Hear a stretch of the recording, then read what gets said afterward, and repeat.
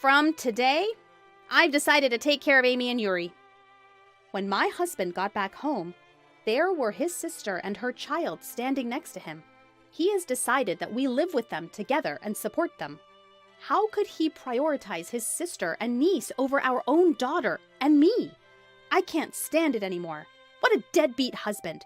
I will sump him myself. This is my vengeance story against my awful and despicable sister-obsessed husband.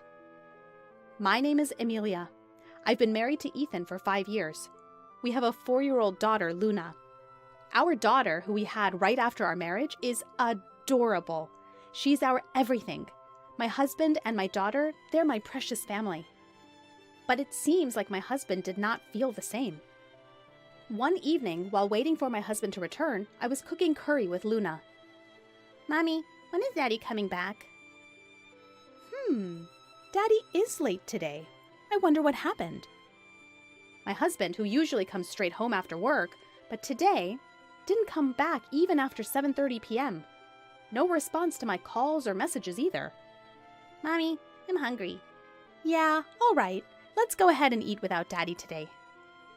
After finishing dinner with my daughter and tidying up, my husband finally returned home. "Welcome back. Wait, what?" Beside Ethan, there were his sister Amy and her daughter Yuri. For some reason, they were carrying a ton of luggage. "Ethan, what on earth?" I was unable to process the situation. He then blurted out the unbelievable. "From today, we're taking care of Amy and Yuri." What? Take care of these two? I don't understand. He could have said something before bringing them home. I could not wrap my head around this whole situation. I barely squeezed out my words. Support them? Why all of a sudden? I haven't heard anything about this. It was a sudden decision. What can I do? Amy had a fight with her husband. That's why she contacted me. Support? For how long? We don't even have any spare room in our apartment. Despite my subtle hints of inconvenience, my husband is unbothered. You can let them use your room, right? My room? You can move to Luna's room. Then we'll have a free room and Amy and Yuri can stay there. What the... My husband expects me to endure all this like it's nothing. Why do I have to put up with this when we're the one providing for them? I really don't understand. My husband, with a big smile, invited his sister and niece inside and kindly told them, "Feel free to make yourself at home from today." Without even a word of "sorry to intrude," the two of them stepped in, settled themselves on the couch, started watching TV. I pulled my husband aside and whispered, "Hey, are you out of your mind? Taking care of these two all of a sudden? We don't quite have much room in our budget either, you know." My husband then sighed and made a disgusted face. "Jeez, Amy's struggling and you're being so cold-hearted. Can't you at least help her out a little?" That's not it. I don't mind if they stay with us for a while, but to support them is a different story. At least they should contribute to the groceries. What? You're absolutely stingy. Amy's not working, so it's obvious she can't contribute. Calling me stingy. I don't care about your opinion. My precious sister is in trouble. As the head of the household, I've decided to support her, so you should obey me. Saying this, he went on to play games with them. Moreover, the curry I saved for tomorrow was completely eaten up by my husband and them. All the while, I was getting yelled at by my husband. "Prepare more nutritious meals for my niece." Has he ever cared about nutrition of our own daughter's meals? I see. He can be that caring of a person when it comes to his beloved niece. My husband completely sided with his sister and dismissed my feelings. Worse, he labeled me as a cheapskate for worrying about our finances. She can't contribute to the food expenses because she isn't working. That's not my problem. No matter how much they're struggling, it's not like we can afford to provide for them indefinitely for free. The following day, and the day after that, my husband only spoiled his sister and niece. He barely acknowledged me and our daughter. "Amy, I got the cake you said you wanted." "Oh, thanks, Ethan." "I saw some toys from Yuri's favorite cartoon on sale. Couldn't help but to buy them." "Wow, thanks, Uncle."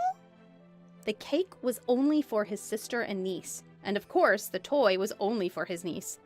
Our daughter and his niece are about the same age. It wouldn't be hard to guess that our daughter would also love some cake and toys. But I have to hold out a little longer. Once his sister makes up with her husband, they'll leave our house and our family life will return to normal. Telling myself that, I managed to suppress my anger. Then, one day, my daughter asked me, "Mom, does Dad like Yuri more than me?" "What?" "Because he's always nice only to Yuri.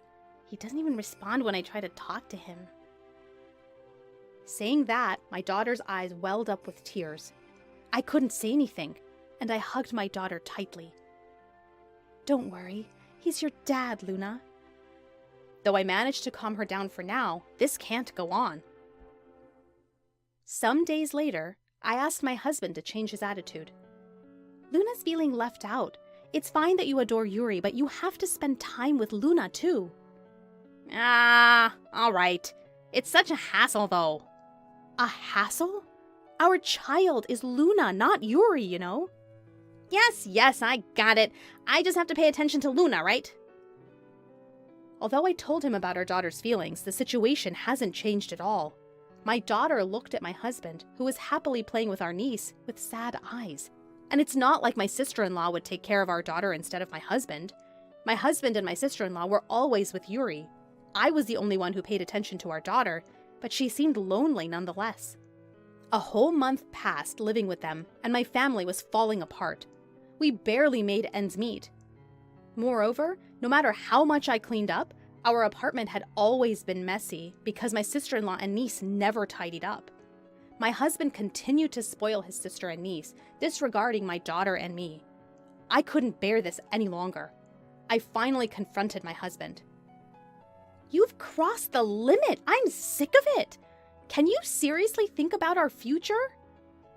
"What are you up about? Out of nowhere?" "I've been saying this over and over, haven't I? Life's getting harder and harder, and what are you planning to do about Amy and her situation? You're not going to say that we're going to live together forever, are you?" "What can we do? She's currently arguing with her husband." "Then, shouldn't she get a divorce or talk it out with her husband? It's already been a month, you know. Luna and I are at our limit. Please consider our feelings too." I knew that bringing up this topic would upset Ethan, but I had to do it for Luna and for our family's future. Luna loves you, you know. She sees her dad, who adores being nice only to his niece. Of course she's going to feel hurt. I emphasized Luna's feelings more than my own. Ethan's a father too, so he should understand how lonely Luna feels. He should change his attitude. But what came out of his mouth was a complete shocker. "Amy is my sister, right? She's like a family to you too. How can you say such cold things? You're so heartless." Heartless? Me? I was shocked by his word.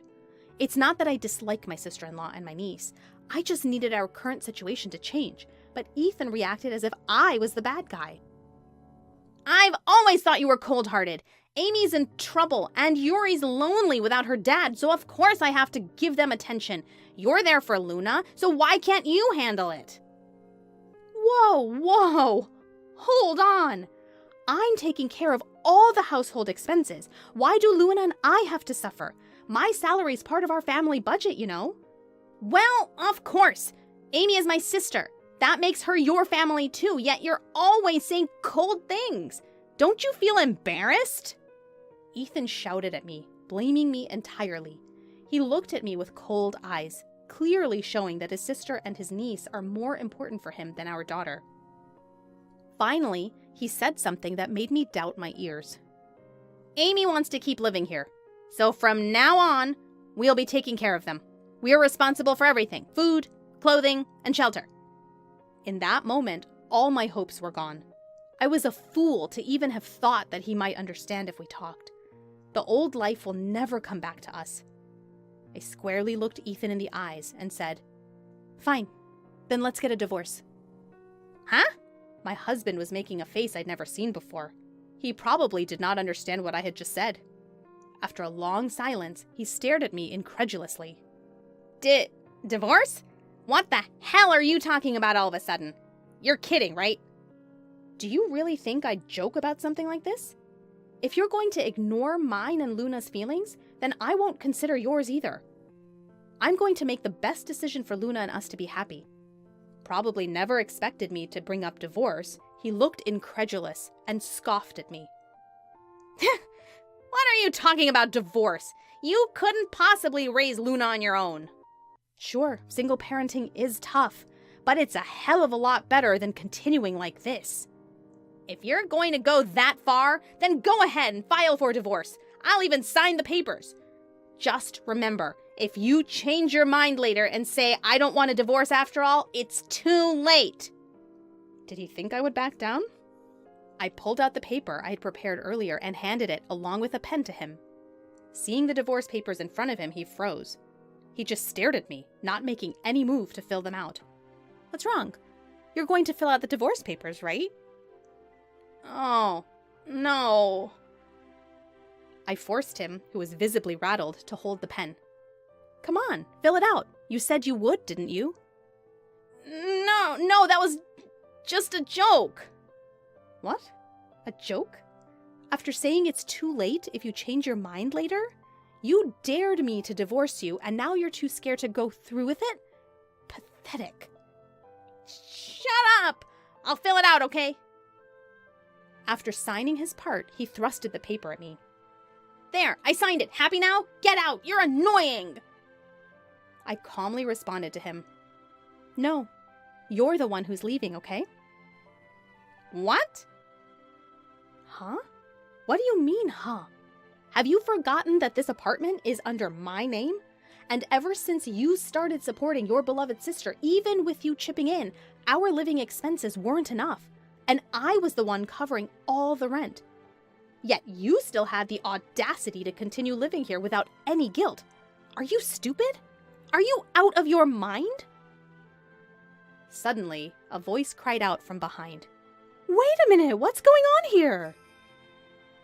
Amy, my sister-in-law, ran towards Ethan and grabbed him by the collar. Ethan, what the hell is happening? You said we could stay here forever, right? So you were lying? Amy, no, this isn't... What do you mean this isn't? I trusted you because I thought you would keep us in your home forever. I can't believe you're kicking us out. I didn't think things would turn out like this either.